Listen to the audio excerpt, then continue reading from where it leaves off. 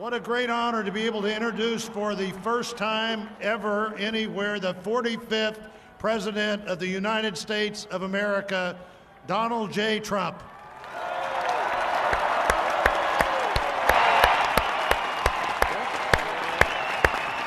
I get that one right, Tony?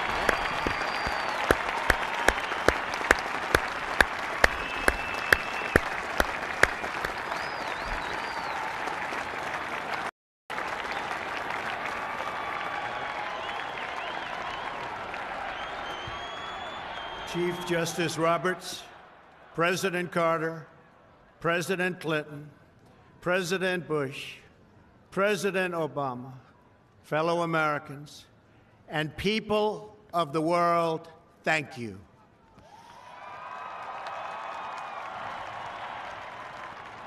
We, the citizens of America, are now joined in a great national effort to rebuild our country and restore its promise for all of our people. Together, we will determine the course of America and the world for many, many years to come. We will face challenges. We will confront hardships, but we will get the job done. Every 4 years, we gather on these steps to carry out the orderly and peaceful transfer of power. And we are grateful to President Obama and First Lady Michelle Obama for their gracious aid throughout this transition. They have been magnificent. Thank you.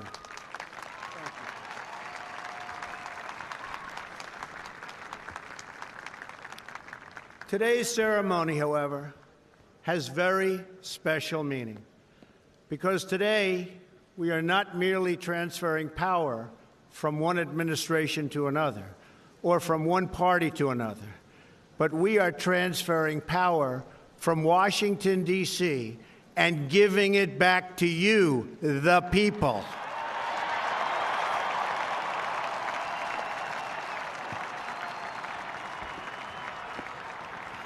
For too long, a small group in our nation's capital has reaped the rewards of government while the people have borne the cost.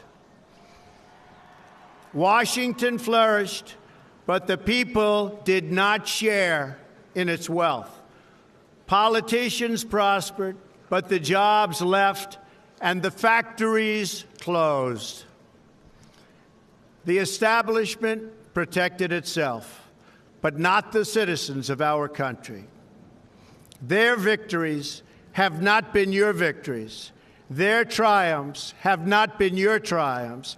And while they celebrated in our nation's capital, there was little to celebrate for struggling families all across our land.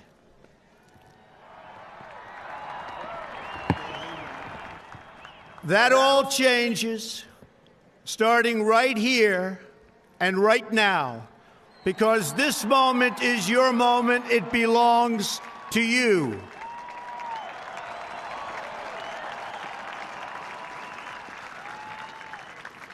It belongs to everyone gathered here today and everyone watching all across America. This is your day. This is your celebration. And this, the United States of America, is your country.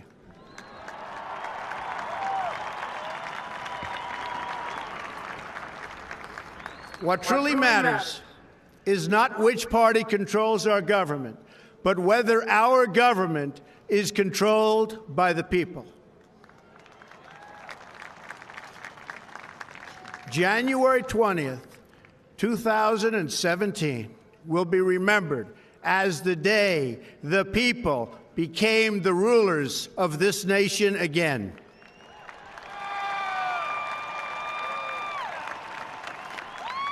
The forgotten men and women of our country will be forgotten no longer. Everyone is listening to you now. You came by the tens of millions to become part of a historic movement the likes of which the world has never seen before.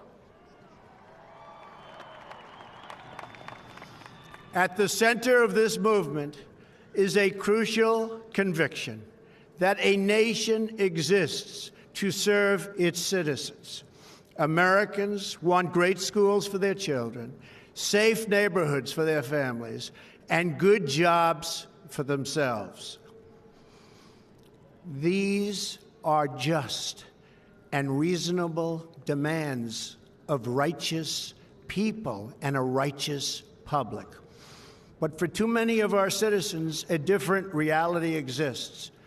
Mothers and children trapped in poverty in our inner cities, rusted out factories scattered like tombstones across the landscape of our nation, an education system flush with cash, but which leaves our young and beautiful students deprived of all knowledge. And the crime, and the gangs, and the drugs that have stolen too many lives and robbed our country of so much unrealized potential. This American carnage stops right here and stops right now.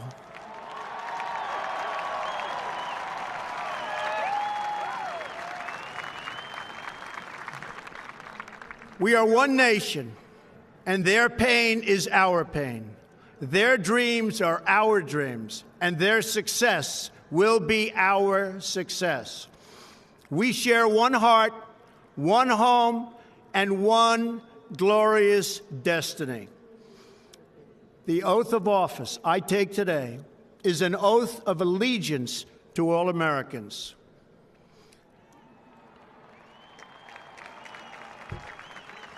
For many decades, we've enriched foreign industry at the expense of American industry, subsidized the armies of other countries while allowing for the very sad depletion of our military. We've defended other nations' borders while refusing to defend our own.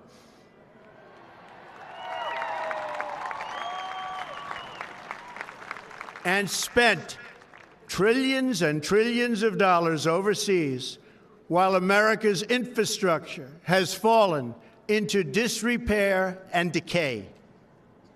We've made other countries rich while the wealth, strength, and confidence of our country has dissipated over the horizon. One by one, the factories shuttered and left our shores, with not even a thought about the millions and millions of American workers that were left behind. The wealth of our middle class has been ripped from their homes and then redistributed all across the world.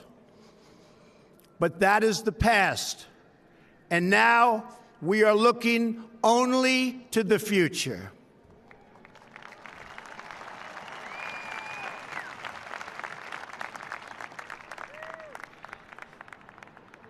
We assembled here today are issuing a new decree to be heard in every city, in every foreign capital, and in every hall of power.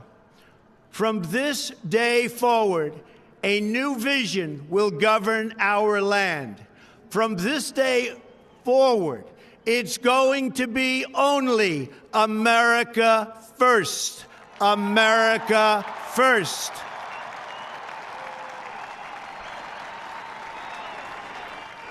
Every decision on trade, on taxes, on immigration, on foreign affairs will be made to benefit American workers and American families. We must protect our borders from the ravages of other countries making our products, stealing our companies, and destroying our jobs.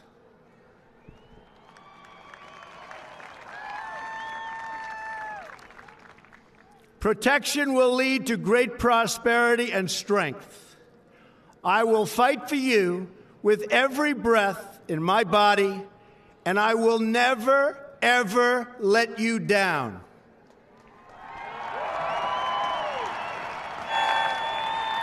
America will start winning again, winning like never before.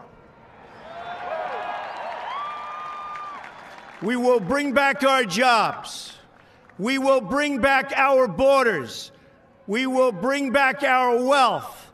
And we will bring back our dreams.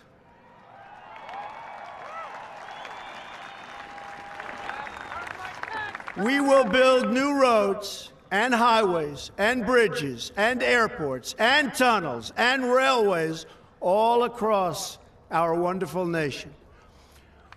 We will get our people off of welfare and back to work, rebuilding our country with American hands and American labor. We will follow two simple rules: buy American and hire American. We will seek friendship and goodwill with the nations of the world, but we do so with the understanding that it is the right of all nations to put their own interests first. We do not seek to impose our way of life on anyone, but rather to let it shine as an example. We will shine for everyone to follow. We will reinforce old alliances and form new ones and unite the civilized world against radical Islamic terrorism, which we will eradicate completely from the face of the earth.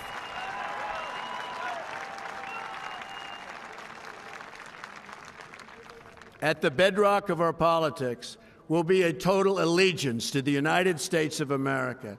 And through our loyalty to our country, we will rediscover our loyalty to each other. When you open your heart to patriotism, there is no room for prejudice.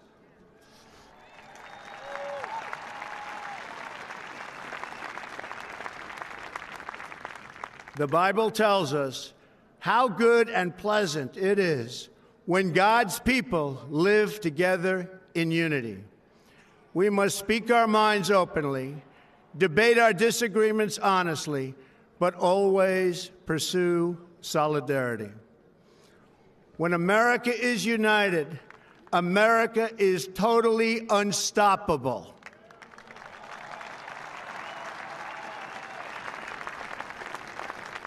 There should be no fear. We are protected, and we will always be protected. We will be protected by the great men and women of our military and law enforcement. And most importantly, we will be protected by God.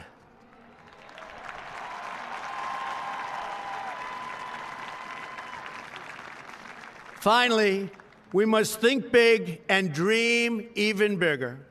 In America, we understand that a nation is only living as long as it is striving.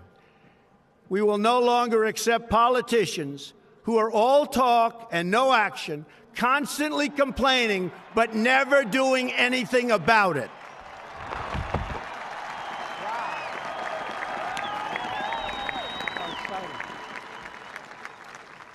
The time for empty talk is over.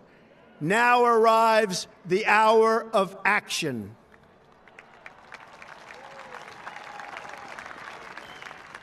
Do not allow anyone to tell you that it cannot be done. No challenge can match the heart and fight and spirit of America. We will not fail. Our country will thrive and prosper again. We stand at the birth of a new millennium, ready to unlock the mysteries of space, to free the earth from the miseries of disease, and to harness the energies, industries, and technologies of tomorrow. A new national pride will stir our souls, lift our sights, and heal our divisions. It's time to remember that old wisdom our soldiers will never forget, that whether we are black or brown or white, We all bleed the same red blood of patriots.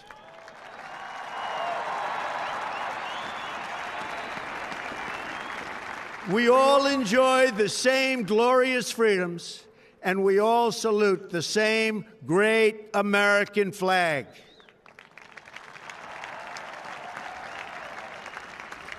And whether a child is born in the urban sprawl of Detroit or the windswept plains of Nebraska, they look up at the same night sky, they fill their heart with the same dreams, and they are infused with the breath of life by the same almighty Creator.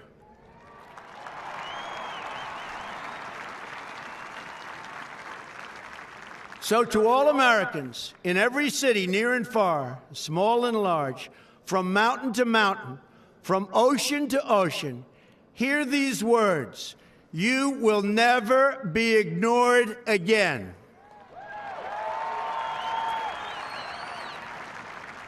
Your voice, your hopes, and your dreams will define our American destiny.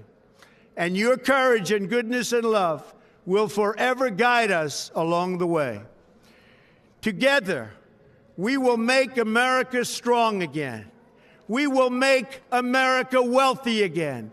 We will make America proud again. We will make America safe again. And yes, together, we will make America great again. Thank you, God bless you, and God bless America. Thank you. God bless America.